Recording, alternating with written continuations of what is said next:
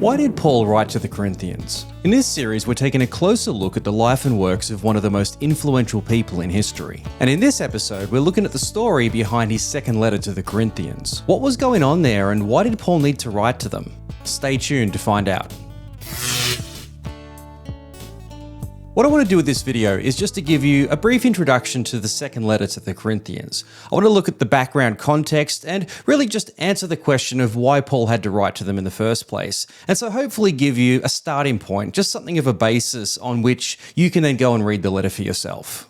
Now, the simple answer to the question of why Paul wrote 2 Corinthians is that 1 Corinthians just didn't do the job. And so we saw last week that Paul wrote 1 Corinthians primarily to deal with a number of issues going on in the church. Now, what we saw there was that the Corinthians, they were not particularly evil people as they've been maybe portrayed by certain preachers. That's simply not the case. The Corinthians were just normal people of that time and of that world. And the behavior that we see is just worldly people doing the things of the world. So there's nothing particularly evil about them, but there was one key concern that Paul wanted to address, and that was the issue of divisions. What had happened was that the church was dividing over who their favorite teacher was. Some were saying, I follow Paul, and the others were saying, I follow Apollos.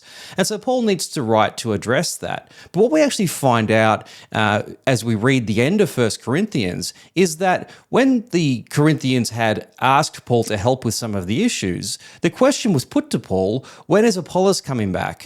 In other words, Paul, we're not as interested in you anymore. We prefer Apollos. So when's that guy going to come back and continue on the work that he began here? And so Paul wrote our 1 Corinthians as a response to this variety of issues. But right at the very end of the letter, he says a couple of things that really seem to have blown up in his face. The first thing he says is that Apollos is not returning. So he says this in 1 Corinthians 16, and we read this in verse 12. It says, "Now about our brother Apollos, I strongly urged him to go to you with the brothers. He was quite unwilling to go now, but he will go when he has the opportunity." And so finding out that Apollos isn't coming back was perhaps a bit disillusioning for some of these Corinthians who favoured Apollos over Paul. They didn't really want Paul to come back. They wanted Apollos to come instead. And so by Apollos saying, I'm not coming back right now, what Apollos is really saying is, hey, I don't want to come back and fuel these divisions even further. But it's probably been read in Corinth as, I'm taking Paul's side on this one, you guys are in the wrong in dividing up over who your favourite teachers are. And so this is going to come to really backfire momentarily, as we're about to see. But there's a second issue that really backfires on Paul, and we find this at the beginning of 1 Corinthians 16. So in that passage, Paul is talking about an offering that he's taken up for Jerusalem. And so he's been doing this offering now for the entirety of his missionary journeys. And the idea of the offering is really just to show some solidarity with the church back in Jerusalem and to help them through what is apparently a very difficult financial time that they're going through. And so Paul wants to take up this offering, and he writes to the Corinthians to say, that offering that I've been talking to you about, look, I want to come and make a collection on that. And so when I come, this is what I need you to do in order for that to be ready. Now, some of the Corinthians seem to have misunderstood that or maybe read sinister motives into Paul's request here and actually come to the conclusion that Paul was embezzling the money. They're actually accusing Paul of theft here. And so that really completely blows up and is one of the key issues that Paul has to deal with in 2 Corinthians. And so Paul sends our 1 Corinthians along with Timothy to try to deal with some of these issues. But then at some point shortly after, Timothy returns with a very bad report of what's happening in the church.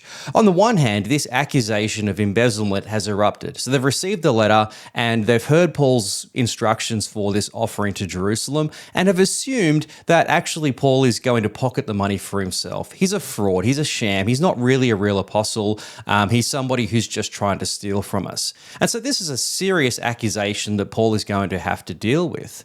But then on the other hand, there are some new apostles that have come to Corinth. Now, very likely they've come at the invitation of the Corinthians. And these guys actually call themselves super apostles. They're so superior in their apostleship, so much more superior to Paul. They're almost like superheroes in their skill set as apostles. And so these guys have been brought in as replacements for Paul.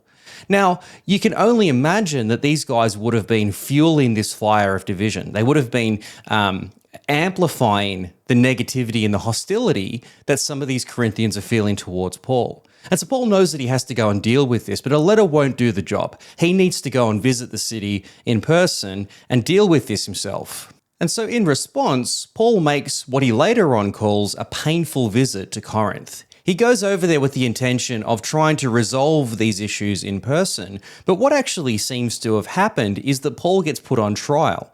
The Corinthian church puts on something of a mock trial to try to adjudicate over this accusation that Paul has been embezzling from them. Now, what seems to happen, Paul doesn't give us a lot of details about this, but what seems to have happened is that one particular person has brought this accusation against Paul. Now, he didn't have anyone to back him up, but there was at least this strong accusation that has been made. And so Paul has given something of a defense, but being caught off guard, as you imagine he would have been, hasn't given a very strong defense by his own confirmation later on.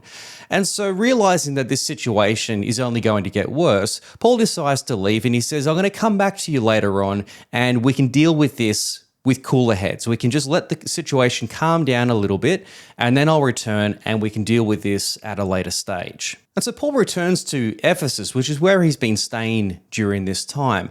And thinking about what his next steps will be, he realizes that another visit really isn't going to do the job. In fact, it's probably going to make matters worse. And so he decides instead to send a letter. Now, this letter he refers to later on as a letter of tears. It was a very painful letter for him to have to write. But nevertheless, he sends this letter along, this time with Titus. And there's really two objectives in this. Number one, he needs the church to deal with this offender. He needs the church to really address these false accusations that have been made and deal with the person who's caused this in the first place. And the second thing that he needs to do is to get the offering started again. Now, in the intervening period, the offering has stopped. The accusations of embezzlement have sort of permeated through the church, and so they've decided that we're not going to contribute to this. But having cleared his name, having made them realize that he's not actually stealing the money, he says, okay, now it's time to get this offering going again. And so on these two matters, there seems to be some success. Titus seems to have got the job done. They have dealt with the offender and they've decided that they're going to continue with the offering. But there's still some lingering doubts. There's been a lot of things that have been said, maybe things that are not true, but maybe things that are only half true. And so Paul needs to address still some concerns that some of the Corinthians still have as a result of what has been really a very tumultuous 12-month period in which all of this has taken place. And so Paul writes our 2 Corinthians then to address these three key concerns. In chapters 1 to 7, he deals with the questions around himself. There's still some doubts about Paul, and so Paul has to spend quite a bit of that letter just trying to reestablish his relationship with them, just to assure them that he is an apostle, that he is called by God, and that they're in good hands with him. The second thing that he needs to do is to get this offering going again, to really get the momentum happening again, because he's coming very soon to visit them and he wants to be able to collect the offering. And so chapters 8 to 9 really addresses this key issue of getting the offering started again. And then in the last section of the letter, he wants the church to deal with these super apostles, these false apostles that have been brought in, who apparently are still there. Paul wants the church to deal with these guys who are quite clearly fraudulent apostles. And so chapters 10 through 13 is Paul's appeal to the church to, first of all, discredit these false apostles, but also to encourage the church to come back over to his own ministry and reject the ministry of these intruders. Well, I hope that's been helpful. If it has been, please consider giving the video a like and even consider subscribing to the channel. And don't forget, if you want to go deeper on this topic, you can also do that with the podcast. The links for that are in the description below. But otherwise, thank you so much for joining me, and I hope to see you next week.